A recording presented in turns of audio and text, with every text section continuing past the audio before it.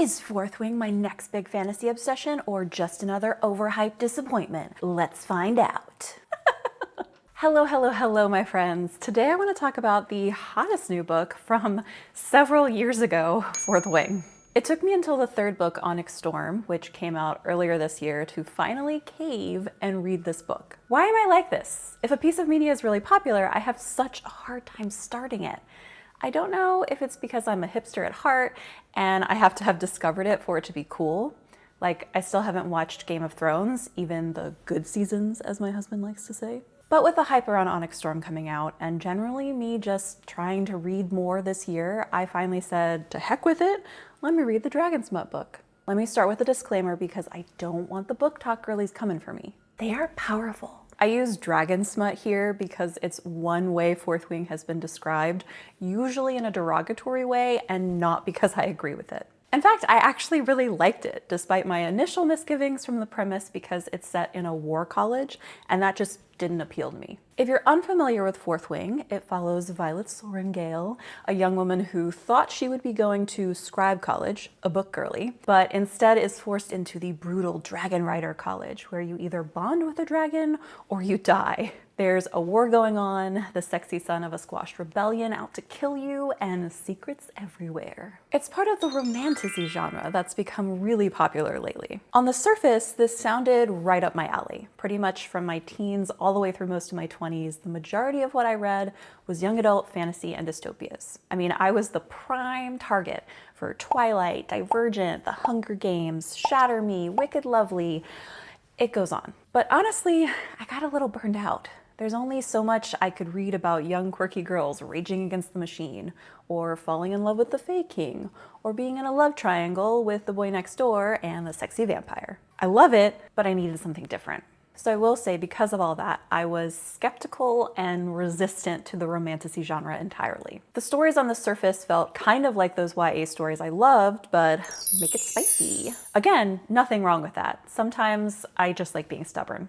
On the other hand, Romantasy has been a genre very woman-coded because of the romance part of that romance fantasy genre name. And there has been so much discourse online around these types of books. Like A Court of Thorns and Roses is another popular example.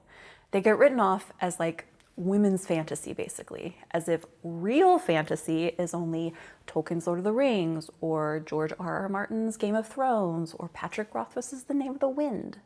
That sounds a lot like only real fantasy is written by men. Ew.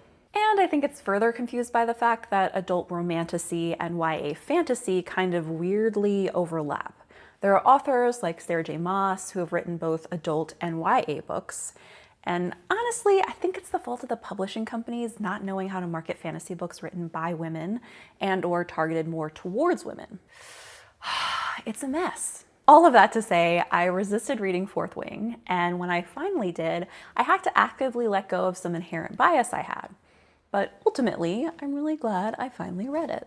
It does remind me of some of my favorite YA fantasy stories in structure and like vibes, but honestly, that's a good thing. It felt familiar in the best way. It's got a little bit of a love triangle, although it's not what you think. Enemies to lovers, badass dragons, some chosen one elements. But there are also some things that stuck out to me that were different that I really loved. First, Violet is very smart, and she uses that to her advantage to survive because she's not physically strong. And I really liked Violet as the main character.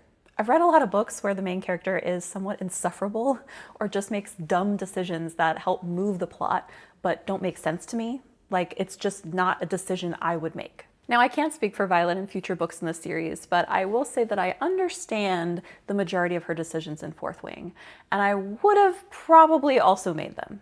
It's not just her being stubborn for stubborn's sake to move the plot. Second, I was reading, and pretty immediately I was like, Violet has a connective tissue disorder, right? And on Googling, yes, it's probably Ehlers-Danlos syndrome, which the author Rebecca Yarros also has. And she specifically wanted to include it as disability representation because, while someone like me, who knows more than the average person about autoimmune and other rare diseases, not everyone knows about EDS. But more than that, I feel like a lot of fantasy stories that feature a character with disease or disability of some kind will somehow use magic to solve or cure or fix it.